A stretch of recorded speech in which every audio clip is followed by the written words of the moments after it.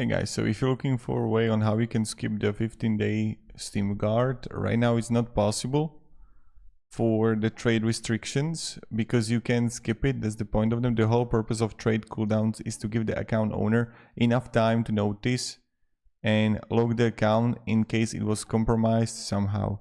It might be because inconvenient sometimes, but it probably helps a lot more users than it hurts.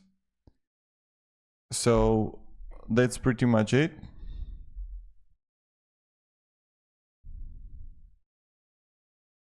And yeah.